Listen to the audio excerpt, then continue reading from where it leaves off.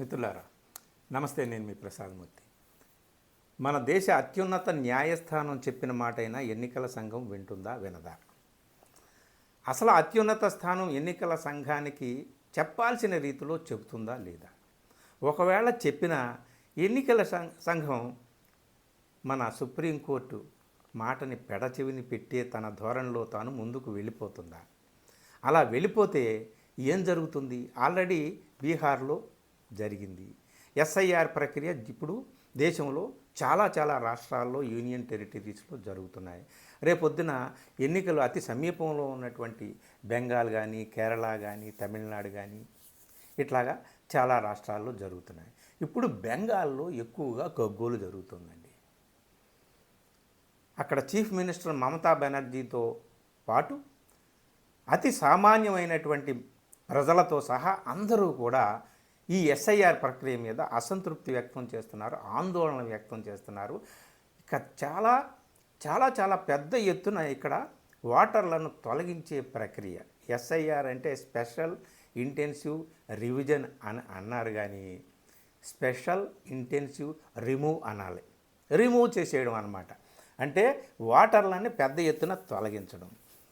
Supreme court కూడా ఆఖరికి కాస్త బాధ వ్యక్తం చేసింది. ఎవరి పట్ల? సానుభూతి వ్యక్తం చేసింది. ఎవరి పట్ల? సామాన్య ప్రజల పట్ల. సో సుప్రీంకోర్టు ఏం చెప్పింది ఎన్నికల సంఘానికి? ఆ చెప్పిన మాట ఎన్నికల సంఘం వింటుందా వినదా అనేది పక్కన పెడదాం. ఎందుకంటే ఇంతకుముందు సుప్రీంకోర్టు జోక్యం చేసుకోవడం వల్లే ఆధార్ కార్డుని మీరు ఆధారంగా ప్రమాణంగా తీసుకోండి అని చెప్పడం వల్ల కనీసం ఆ మాత్రమైనా కొద్దిగా ప్రజలు తమ ఓటు హక్కుని కాపాడుకోగలిగారు. ఇప్పుడు బెంగాల్లో ఏం జరుగుతుందంటే అసలు గొడవ అంతా బెంగాల్లో వచ్చిన వాళ్ళందరూ కూడా అక్కడ ఉన్నటువంటి ముస్లింలు ఇంచుమించు అందరూ కూడా బంగ్లాదేశ్ నుంచో బర్మా నుంచో ఎక్కడెక్కడి నుంచో వచ్చేసారు.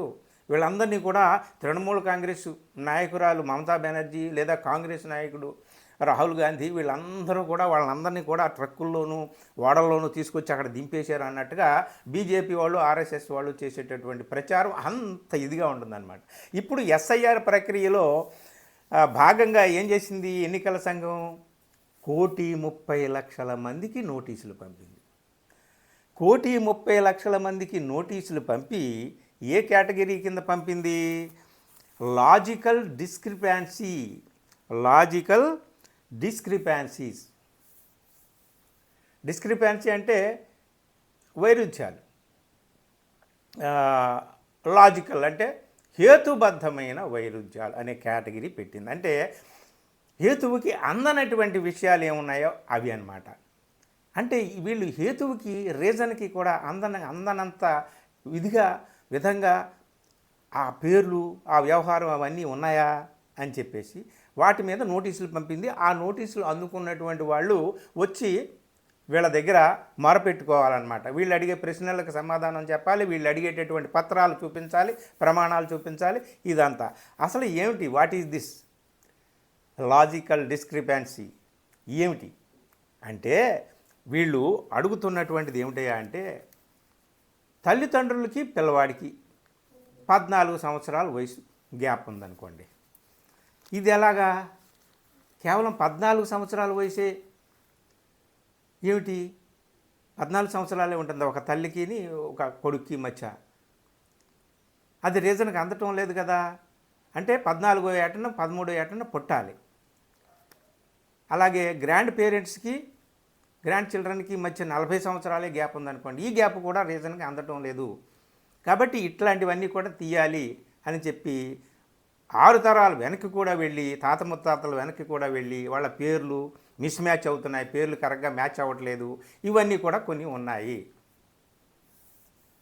సో ఇవన్నిటినీ కూడా వీళ్ళు ముందుకు వచ్చి వాటన్నిటికీ కూడా జవాబులు చెప్పి వాళ్ళు అడిగేటటువంటి పత్రాలు సమర్పిస్తే అప్పుడు ఎన్నికల సంఘం వాళ్ళని ఓటర్గా గుర్తిస్తుంది. ఏది?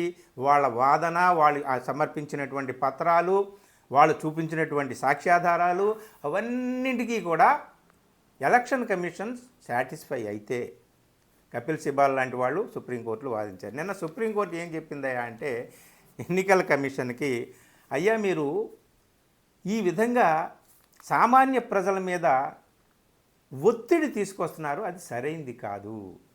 అందండి సుప్రీంకోర్టు. Stress and strain.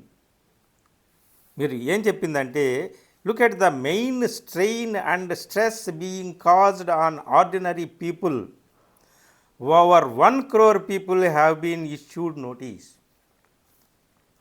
3 జడ్జీల సుప్రీంకోర్టు ప్రధాన న్యాయమూర్తి సూర్యకాంత్ ఆధ్వర్యంలో ఉన్నటువంటి 3 జడ్జీల ధర్మాసనం దీని మీద స్పందించి ఏం చెప్పిందయ్యా అంటే, ఈ 3 జడ్జీల ధర్మాసనంలో ఒక జడ్జి జాయ్మాలా బాగ్చి, ఆ జడ్జి గారు చెప్పినటువంటి మాట సరిగ్గా అర్థం చేసుకోవాలి అందరూ. అంటే 14 సంవత్సరాల డిఫరెన్స్ ఉండకూడదా? మన దేశం ఏమన్నా బాల్య వివాహాలు ఎప్పుడు జరగని దేశమా మనదే? ఆ జడ్జి గారు అడిగినటువంటి ప్రశ్న ఇది. నేను కాదు, నాకు మా మదర్కి కేవలం 13 years డిఫరెన్స్ అండి. 11 సంవత్సరాల వయసులో ఆమెకు వివాహం జరిగింది, 13 సంవత్సరాల వయసులో నేను పుట్టాను. Only 13 years difference. సో వాళ్ళకుంటే ఏమైంది, అక్కడ ఉండకూడదా? ముస్లిమ్స్లో ఇంకా చిన్నప్పుడు వివాహాలు చేసుకునేటటువంటిది ఉంది. సో ఇట్లాంటివి అన్నీ కూడా ఉన్నాయి. జడ్జి గారు ప్రశ్నించారు ఏమంటే, మన దేశాలు ఏమైనా బాల్య వివాహాలు జరగని దేశమా ఇది అని చెప్పేసి చాలా తీవ్రంగా స్పందించారు. కపిల్ సిబాల్ లాంటి వాళ్ళు, అలాగే ఈ బాధితుల తరపున, ప్రజల తరపున వాదిస్తున్నటువంటి న్యాయవాదులు వీళ్ళందరూ కూడా విపరీతంగా మొరపెట్టుకున్నారు. అంతేకాదు, వీళ్ళు ఇచ్చినటువంటి నోటీసుల్లో మీకు ఎంతమంది సంతానం ఉన్నారు, ఆ సంతానానికి సంతానం ఏంటి, ఈ వివరాలన్నీ కూడా అడుగుతున్నారు. ఇదేమిటిది? అసలు ఒక ఓటరా కాదా అని నిర్ణయించడానికి మొత్తం వాడి పుట్టుపూర్వోత్తరాలు, వాడి చరిత్ర అంతా కూడా బయటికి తీస్తున్నారు. ఇది ఎక్కడ? అసలు ఒక 1900 కేంద్రాలు ఉండాలి ఈ మొత్తం నోటీసులకు వెళ్ళినటువంటి వాళ్ళందరూ కూడా రావడానికి. కేవలం 500 కేంద్రాలు కూడా లేవు వాళ్ళు స్పందించడానికి. 27 రోజులు కూడా సమయం మిగలలేదు. ఎవరు వస్తారు, ఎవరు వచ్చి ధృవీకరించుకుంటారు, ఎవరు వచ్చి నిర్ధారించుకుంటారు తమ పూర్వ చరిత్రలని, తమ తాత ముత్తాతల చరిత్రలని, తమ ఉనికిని, తమ అస్తిత్వాన్ని రక్షించుకునేటటువంటి ప్రమాణ పత్రాలతో ఎవరు వస్తారు? ఎందుకు వచ్చిన గొడవలు ఆయన పోయేటటువంటి వాళ్ళే చాలామంది ఉంటారు అని చెప్పేసి కపిల్ సిబాల్ లాంటి న్యాయవాదులు, ఇతర న్యాయవాదులు అందరూ కూడా వాదించారు. ఏది ఏమైనప్పటికీ కూడా సుప్రీంకోర్టు తీవ్రంగా స్పందించిందండి. తీవ్రంగా స్పందించి ఎలక్షన్ కమిషన్కి ఏం చెప్పిందయ్యా అంటే, ప్రజల మీద ఒత్తిడి తీసుకురాకండి, సామాన్య ప్రజల మీద అని చెప్పి, మీరు ఎవరెవరు ఓటర్లను అయితే ఎవరెవరికి అయితే నోటీసులు పంపించారో ఆ నోటీసులన్నింటినీ కూడా గ్రామ పంచాయతీల్లో, అలాగే బ్లాక్ లెవెల్ ఆఫీసెస్లో అన్ని చోట్ల కూడా ఆ లిస్టు పెట్టండి, ట్రాన్స్పరెన్సీ మెయింటైన్ చేయండి.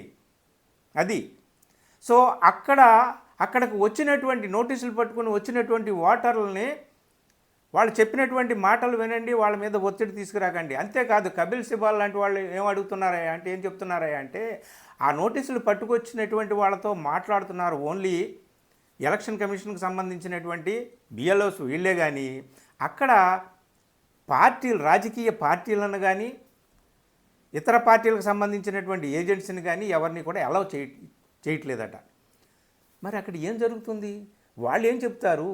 ఎలక్షన్ కమిషన్ ఆఫీసర్స్ ఏమి నిర్ణయిస్తారు? ఆఖరికి బిఎల్ఓ చేసినటువంటి ఫైనల్ డెసిషన్ ఏదైతే ఉందో అదే ఇక ఫైనల్ అన్నమాట. ఈ విధమైనటువంటి అసలు లాజికల్ డిస్క్రిపెన్సీస్ అన్నారే, లాజికల్ డిస్క్రిపెన్సీ ఓటర్ల లిస్టులో ఉందో లేకపోతే ఎలక్షన్ సంఘం మైండ్లో ఉందో ఈ డిస్క్రిపెన్సీ అనేటటువంటిది తెలియదు. కానీ మొత్తానికి ఎలక్షన్ కమిషన్ అయితే ట్రాన్స్పరెంట్గా ఉండండి, ప్రజల మీద ఒత్తిడి తీసుకురాకండి అన్నారు. ఒత్తిడి అయితే తీవ్రమైనటువంటి ఒత్తిడి అండి. ఓవరాల్గా 1,30,00,000 మందికి నోటీసులు వెళ్ళినాయి. అందులో సగం మంది అయినా వస్తారో రారో తెలియదు, మిగిలిన సగం మందిని ఏం చేస్తారో లేదో తెలియదు. చాలా కేటగిరీలు అయితే ఉన్నాయి. మమతా బెనర్జీ అయితే సుప్రీంకోర్టు ఇచ్చినటువంటి ఈ ఆదేశానికి సంతృప్తిని వ్యక్తం చేసింది. సుప్రీంకోర్టు పట్ల తన నమ్మకాన్ని, విశ్వాసాన్ని కూడా వ్యక్తం చేసింది. సుప్రీంకోర్టు కూడా ఏదో చెప్పింది. కానీ ఓవరాల్గా అసలు ఈ ఎస్ఐఆర్ ప్రక్రియ మీద ఒక ఫైనల్ డెసిషన్, ఒక ఫైనల్ తీర్పు చెప్పి ఫైనల్గా దశ నిర్దేశించడానికి ఎలక్షన్ కమిషన్కి కొన్ని నిర్ణాయక సూత్రాలను, ఆదేశక సూత్రాలను జారీ చేయడానికి సుప్రీంకోర్టుకి ఎంత జాప్యం ఎందుకు జరుగుతుందో మనకు తెలీదు. కనీసం అప్పుడప్పుడు సుప్రీంకోర్టు చెప్తున్న ఈ మాటలైనా సరే ఈ ఎలక్షన్ కమిషన్ వింటుందా? అసలు సుప్రీంకోర్టు ఎవరి మాట వింటుంది? సుప్రీంకోర్టు కాదు, ఎన్నికల సంఘం ఎవరి మాట వింటుంది? సుప్రీంకోర్టు మాట వినాల్సిన అవసరం ఏంటి? ఎవరైతే తమను నియమించారో వారి మాట వినడానికే మేము ఇక్కడ ఉన్నాం అన్నట్టుగా వాళ్ళు ప్రవర్తిస్తున్నారు. అది సో సుప్రీంకోర్టు మాట వినాల్సినటువంటి పని లేదు. వాళ్ళు చట్టం తమ పని తాము చేసుకుంటూ పోతుంది అన్నట్టుగా ఎన్నికల సంఘం తమ పని తాము చేసుకుంటూ పోతుందండి.